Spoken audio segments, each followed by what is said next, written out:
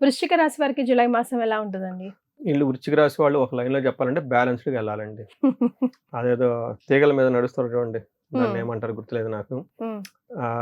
కర్ర పట్టుకొని rope walk చేస్తుంటారు చూడండి. అలా రోప్ వాక్, స్నేక్ వాక్, అన్ని క్యాట్ వాక్, రకరకాల వాకులన్నీ చాలా జాగ్రత్తగా చేయాలి.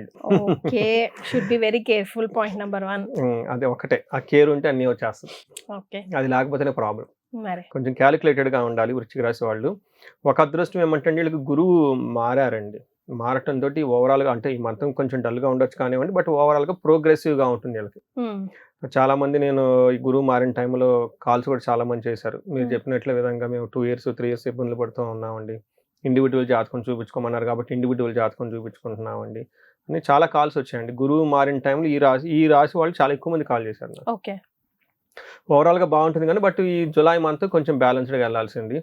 సో, ఇందులో ఉన్న నక్షత్రాలు విశాఖ 4వ పాదం, అనురాధ 1, 2, 3, 4 పాదాలు, జ్యేష్ఠ 1, 2, 3, 4 పాదాలు అంటే ఇందులో ఉంటారు. ఇందులో పేరు బలం బట్టి చూసుకుంటే తో, నా, నీ, ను, నేనో, యా, ఈ, యు అన్న అక్షరాలంతా ఇందులో ఉంటారండి. మనకి లఘు గోచారం, సూక్ష్మ గోచారం ప్రకారం చూసుకుంటే మెయిన్ ఏంటంటేనండి 2 గ్రహాలు పాజిటివ్‌గా ఉన్నాయి. కానీ ఆ 2 గ్రహాలు పాజిటివ్ యొక్క వైబ్రేషన్స్ వీళ్ళు ఫీల్ అవ్వరు. చాలా లో ఇంటెన్సిటీలో ఉంటుందన్నమాట. ఓకే.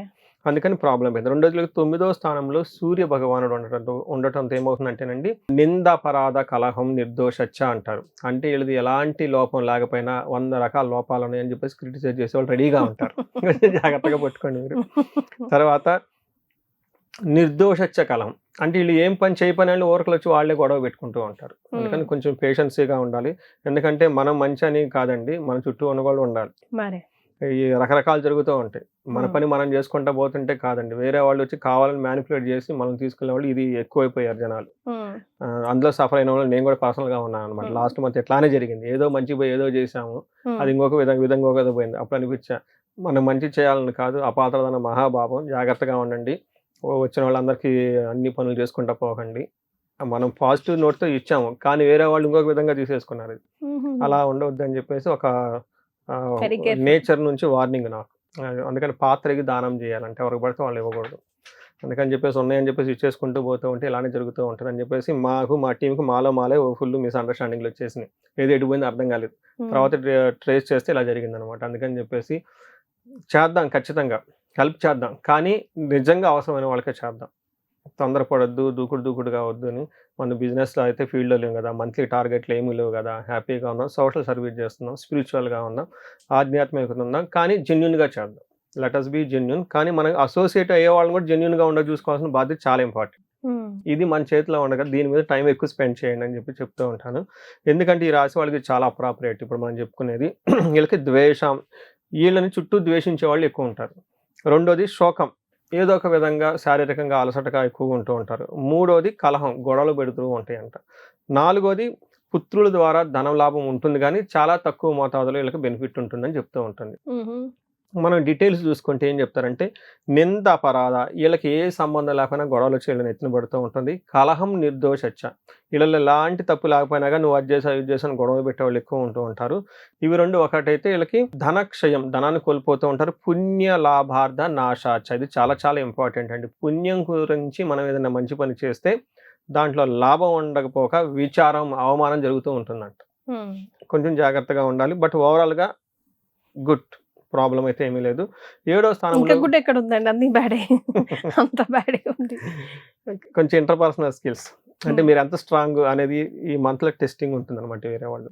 నెక్స్ట్ 7వ స్థానంలో కుజుడు ఉండటం అగైన్ ప్రొఫెషనల్ మ్యాటర్స్లో గ్రోత్ ఉంటుంది కానండి ఓవరాల్గా. బట్ అన్న వస్త్రాది రాహిత్యం సదా క్లేశ జీవించడం కువార్త పుత్ర భాతృణం క్రోధ అని చెప్తారు. అంటే వీళ్ళకి అన్న వస్త్రాలు అంటే కొంచెం ఫుడ్ అదంతా తినటంలో కొంచెం హడావుడిగా టెన్షన్గా ఉంటూ ఉంటారు. చెడు వార్త తినే అవకాశం ఎక్కువగా ఉంటుంది. పుత్రుల ద్వారా లేదంటే అన్నదమ్ముల మధ్య మనస్పర్ధలు వచ్చి గొడవలు వస్తాయని చెప్తూ ఉంటారు. అయితే బుధుడు వీళ్ళకి అగైన్ 9వ స్థానంలో ఉండటంతో 8వ స్థానంలో ఉండటం మిక్స్డ్ రిజల్ట్ అని చెప్తారు. ఏ ప్రకారంగా ఒక ప్రకారంగా కీర్తి ప్రతిష్టలు ఉంటుంది, సుఖం ఉంటుంది, భోజనం కొంచెం లైట్గా తింటూ ఉంటారు, బాగానే ఉంటుంది. ఇంకొక యాంగిల్లో మనోవేదన, మానసికంగా టెన్షన్ అని చెప్తూ ఉంటారు. అయితే వీళ్ళకి 10వ స్థానంలో శుక్రుడు ఉండటం కొంచెం ఇంపార్టెంట్. శుక్రుడు కూడాను చాలా ఎక్కువగా మనకి, ఎందుకంటే అట్ ద ఎండ్ మనకి ధనము, లగ్జరీ, కంఫర్ట్ అనేది ఇంపార్టెంట్ అండి. అది లేకపోతే ఏమవుతుంది, ఎక్కడికి పోయినా కానీ ఇబ్బంది పడిపోతాం. మరి శుక్రుడు ఇలా భోగకారకుడు, ఐశ్వర్యకారకుడు కాబట్టి శోభాయమానక శుక్రం ఐశ్వర్యం ఇచ్చే గ్రహం కాబట్టి 10వ స్థానంలో ఉండటం ప్రొఫెషనల్ మ్యాటర్స్‌లో ఇబ్బంది ఉంటుందని చెప్తూ ఉంటారు. అంటే శుక్రుడికి ప్రొఫెషనల్ మ్యాటర్స్‌లో ఆ ప్లేస్‌లో ఉండకూడదు 10వ స్థానంలో. ఏమని చెప్తారు, వెకులం చైవ నిస్సత్వం అర్ధనాశనం రిపోభయం స్త్రీ సౌఖ్యహాని మాప్నోతి, హాని మాప్నోతి అని చెప్తారు. అంటే ఎప్పుడైతే శుక్రుడు 10వ స్థానంలో ఉంటారో పర్టికులర్ ఈ రాశి వాళ్ళకి స్త్రీల నుంచి అందాల్సిన సపోర్ట్ ఉండదు. ఇన్ కేసు లేడీస్ అయితే జెంట్స్ నుంచి రావాల్సిన సపోర్ట్ ఉండదు. సౌఖ్యం హాని, కంఫర్ట్, లగ్జరీ అనేది అయితే ఉండదు. కొంచెం ఇబ్బంది పడాల్సింది. రెండోది శత్రు బాధలు విపరీతంగా ఉంటుంది. అర్ధనాశనం, ధనం కూడా కోల్పోయే అవకాశం ఉంటుంది. కానీ ఒక పాజిటివ్ న్యూస్ ఏంటంటే, ఎవరైనా కొత్తగా వెహికల్స్ కొనుక్కోవాలి, కొత్తగా జ్యువెలరీ కొనుక్కోవాలి, కొత్తగా ఏదైనా కోర్సులో జాయిన్ అవ్వాలి అనుకునే వాళ్ళకైతే అనుకూలంగా ఉంటుందని చెప్పుకోవచ్చు. రైట్. సో ఇది గ్రహాల వైజ్గా వాళ్ళకి ఎలా ఉందో మనం తెలుసుకోవచ్చు. మరి నక్షత్రాల వైజ్గా విశాఖ, అనురాధ, జ్యేష్ఠ 3 నక్షత్రాలు ఇందులో ఉంటాయి. విశాఖ నక్షత్రం వాళ్ళకి క్షేమంగా ఉంటారు, లాభప్రదంగా ఉంటారు, షాపింగ్స్ అంతా గుడ్. బట్ అదర్ సైడ్లో చూసుకుంటే ఏమవుతుంది, దేహ పీడనం, ఫైనాన్షియల్గా క్రైసిస్ చూపిస్తూ ఉంటుంది. ఈ 2 విషయాలు జాగ్రత్తగా ఉండాలి. నెక్స్ట్ అనురాధ నక్షత్రం వాళ్ళకి కూడాను షాపింగ్స్ని చక్కగా చేస్తారు, లాభప్రదంగా ఉంటుంది, అగైన్ ఫైనాన్షియల్ క్రైసిస్ ఉంటుంది. హెల్త్ విషయంలో కొంచెం జాగ్రత్తగా ఉంటే సరిపోతుంది. జ్యేష్ఠ నక్షత్రం వాళ్ళకి వీళ్ళకి రాజ్య లాభము, వస్త్ర లాభము చూపిస్తుందండి. వీళ్ళకి ఈ పర్టికులర్గా ఈ నక్షత్రంలో ఉన్న వాళ్ళకి ప్రమోషన్స్ వచ్చే అవకాశం ఉంటుంది. నెక్స్ట్ షాపింగ్స్ అవన్నీ చేస్తూ ఉంటారు, గిఫ్ట్స్ అవన్నీ కొనుక్కునే అవకాశం ఎక్కువగా ఉంటుంది. వీళ్ళకి మనీ మ్యాటర్స్లో కొంచెం క్యాలిక్యులేటెడ్గా ఉంటే సరిపోతుందని చెప్పుకోవచ్చు. ఫైనల్గా ఈ అనురాధ, జ్యేష్ఠ నక్షత్రం వాళ్ళకి చిన్న చిన్న గాయాలయ్యే అవకాశం ఉంటుంది. కొంచెం ట్రావెల్ చేసేటప్పుడు చాలా ర్యాష్గా వెళ్ళకుండా జాగ్రత్తగా వెళ్తే బాగుంటుంది.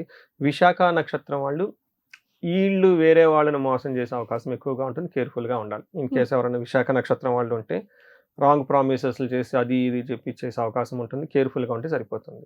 రైట్. సో అంతగా బాగాలేదు కాబట్టి మంచి రెమెడీసే వీళ్ళకి అవసరం పడతాయేమో. కొంచెం వీళ్ళకి రెమెడీస్ ఎక్కువగా చేసుకోవాలండి. అందులోని ఇండివిజువల్ జాతకాల ప్రాబ్లం ఉంటే ఇంకా ప్రాబ్లం ఎక్కువ అవుతుంది. సో ఇప్పటి వరకు అయితే వీళ్ళకి నవగ్రహాల చుట్టూ తిరగటం, నవగ్రహాల స్తోత్రాలు చేయటం ఒకటి. నెక్స్ట్ రుద్రాభిషేకం. రుద్రాభిషేకం వాళ్ళు ఇంట్లో 2 పండితులు ఎవరైనా పిలిపించుకొని చక్కగా చేయించుకుంటే ది బెస్ట్ అని నేను చెప్తానండి. నెగిటివ్ వైబ్రేషన్స్ అంతా వెళ్ళిపోతూ ఉంటుంది.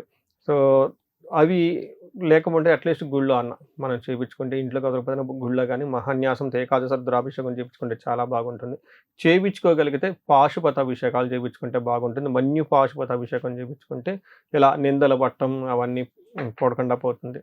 ఇంకా ఇప్పుడు మనకు రాబోయేది ఆషాఢ మాసం కాబట్టి అండి, అందులో నవరాత్రులు జరుగుతూ ఉంటుంది కాబట్టి చండీ హోమం చేయించుకుంటే అల్టిమేట్. ఓకే. Really ultimate. ఈ రాశి వాళ్ళకి, అంటే వృశ్చిక రాశి వాళ్ళు ఏమంటారు, ట్రాన్సిషన్ టైంలో ఉన్నారు. ఇబ్బందుల్లోంచి నెక్స్ట్ స్టెప్కి వెళ్ళే దాంట్లో ఉన్నారు. బట్ ఈ మధ్యలో సంధి అంటారు. ఈ టైంలో వాళ్ళకి కరెక్ట్గా కనుక చండీ హోమం ఒకటి చేయించగలిగితే చాలా సాలిడ్గా బాగుంటుంది. Right. And for more videos, Please subscribe to iDream. Please subscribe to iDream. Please subscribe iDream. And please subscribe to iDream. For more videos, subscribe to iDream. please like, share and subscribe to the channel. Congratulations, iDream. Subscribe to iDream. Subscribe to iDream. So subscribe to iDream Media. iDream ki iDream team andarki huge congratulations. Please subscribe iDream Media. Please subscribe to iDream. Subscribe iDream. Please subscribe to iDream. iDream అంటే నా కళల channel subscribe చేసుకున్న నోరు తిరుగుతలేదు. మీరైతే గంట గుర్తు కొట్టండి. For more such videos, please subscribe to iDream.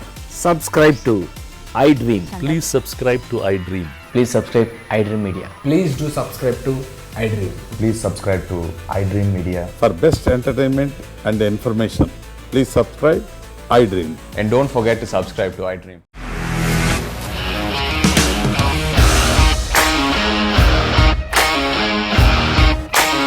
ఇండస్ట్రీలో కమిట్మెంట్ ఇష్యూస్ వస్తే నీకు కూడా వచ్చినట్టు మార్నింగ్ తీసుకెళ్ళాలంటే కొద్ది పడేసాడు.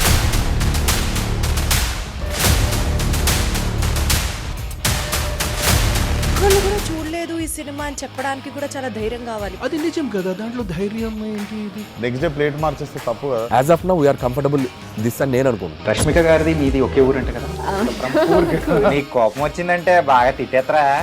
తిట్టేద్దామండి. నిజంగా గేమ్ ని ఎలా చేంజ్ చేయగలిగారు? ఏపీఎస్ఎఫ్సి వాళ్ళకి 6 నెలల్లో నేను 6 లక్షలు కట్టా. బిజినెస్ చేయాలనుకుంటే it is as difficult as riding a tiger.